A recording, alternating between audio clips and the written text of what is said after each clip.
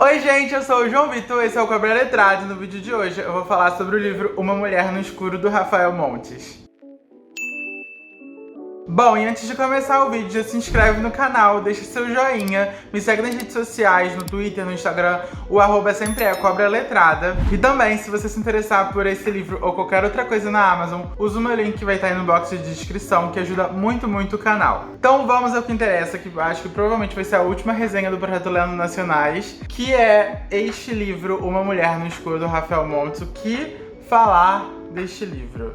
Gente, pra quem já leu alguma coisa do Rafael, sabe que ele é surpreendente, que o ritmo de leitura dos livros dele é frenético, alucinante. E esse aqui não podia ser diferente. Esse livro, ele te pega pelo pescoço e ele só te larga quando tá na última página. Bom, mas o que fala, né, sobre o que fala esse livro? Aqui a gente vai conhecer a história da Victoria Bravo, que ela já tá aí na casa dos 20 anos, acho que ela tem 24 anos, e ela é uma mulher, ela é uma jovem solitária, meio sozinha mesmo, meio esquisita, digamos assim. E aí a gente vai descobrir que ela sofreu um grande trauma, que no caso a gente sabe disso antes mesmo de conhecer ela adulta, porque o primeiro capítulo é a descrição dessa cena, né, desse trauma, que basicamente o que aconteceu foi que toda a família da Victoria foi assassinada quando ela tinha 4 anos.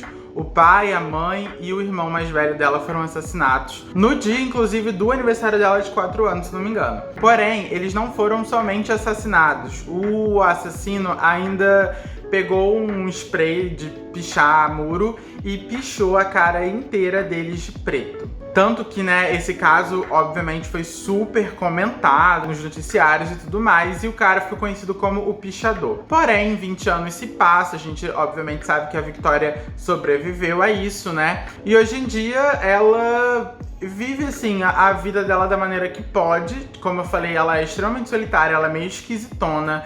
A gente vê que ela tem uns traços de personalidade meio infantilizados, que, por exemplo, ela ainda é super apegada ao Abu, que é esse ursinho de pelúcia aqui. Tipo, ela não consegue ficar longe dele enquanto tá em casa.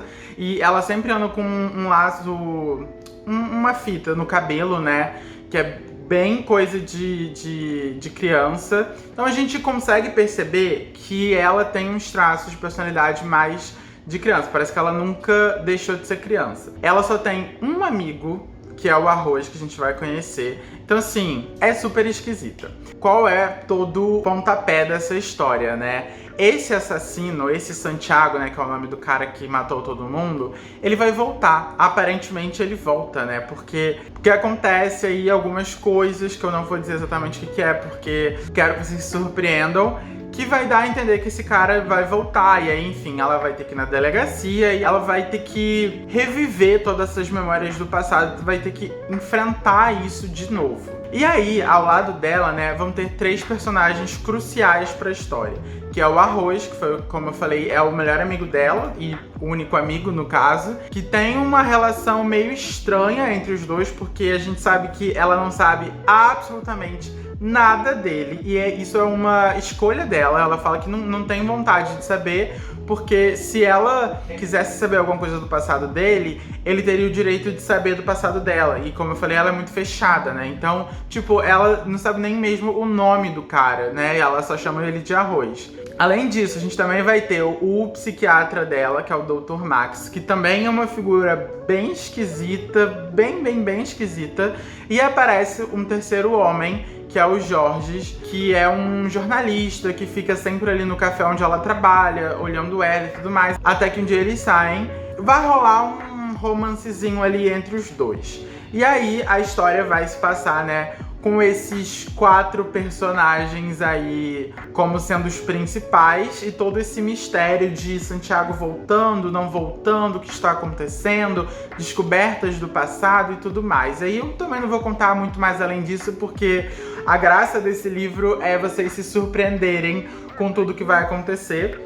O que eu contei basicamente é a sinopse do livro, que já tá aqui atrás. E bom, foi um livro que, como eu falei, né, eu já tava esperando, porque todo o livro do Rafael é desse jeito. Então foi um livro eletrizante, que me prendeu do início ao fim, que eu fiquei realmente muito imerso na história. A escrita do Rafael está impecável, como sempre. Ele consegue construir personagens muito bem, ele consegue construir tramas muito bem, e ele consegue encaixar tudo de uma forma, assim, sensacional. Os plots que tem nesse livro são muito bem escritos, porém, aí eu já vou dar aí, que eu ia deixar pro final, mas já vou falar que tem uns furos nessa história. Então, assim, nada é perfeito na vida, não é mesmo? Tem algumas coisas que ele coloca como relevante durante a história, então a gente acha que vai dar em algum lugar, que a gente chega no final e não tem muita explicação pra esses pontos, sabe? Mas são pontos muito específicos, então, assim, não estraga a experiência como um todo. Por isso que eu dei 4 estrelas. Eu tirei 1 estrela por conta desses furos do final, que eu fiquei pensando assim, cara, eu tive uma experiência tão boa com esse livro que eu não vou tirar mais do que isso por conta desses furinhos.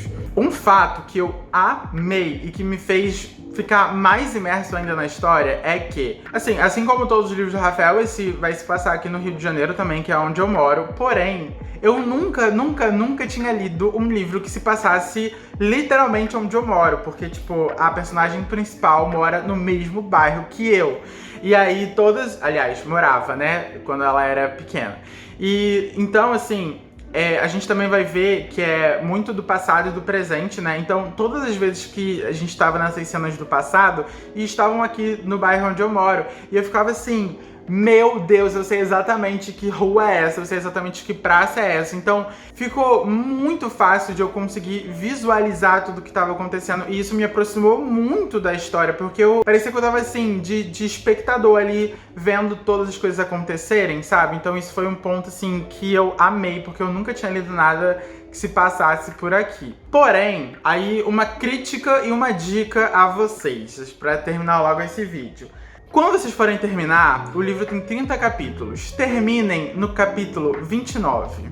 Porque se você terminar no capítulo 29, a história vai estar redonda, não vai ter... Aliás, tem aqueles furos que eu já falei, mas vai estar redondinho, vai ter um final legal. Você vai terminar, provavelmente até daria 5 estrelas e tudo mais. Agora, o último capítulo não tem necessidade nenhuma. É literalmente uma página e meia que deveria ser arrancada deste livro. Porque, principalmente a última frase do livro, ela é muito ruim. Muito ruim. E assim, eu li esse livro em conjunto com outros amigos, né? Porque a gente leu pro clube do Cobra Letrada, inclusive. E todo mundo odiou esse final, essa última página, esse último capítulo. Todo mundo não viu sentido nenhum de terminar dessa forma. Então, Rafael Montes, pelo amor de Deus, na próxima reimpressão desse livro, editora Companhia das Letras, não coloque este capítulo, porque realmente não tem necessidade, sabe? Se terminasse no capítulo 29, ia ser tudo 1000 vezes melhor. Mas, como eu falei, né, apesar de tudo, o livro é incrível. O Rafael Montes, como sempre, a escrita dele é impecável. Então, assim, o plot... Aliás, os plots do livro são de você ficar chocado, assim, de 4, porque é uma parada que você nunca imaginou e que realmente ele conseguiu fazer com que fizesse sentido e ao mesmo tempo, assim, é uma parada chocante, é uma parada bizarra e é isso. Leiam, pelo amor de Deus, porque vale muito a pena. E foi, assim, uma experiência muito legal, apesar desses pontinhos negativos bem pontuais. Então, gente, esse foi o vídeo de hoje. Eu espero que vocês tenham gostado da premissa de Uma Mulher no Escuro. Eu espero que vocês leiam também, porque, como eu falei, vale muito a pena. E até o próximo vídeo. Tchau!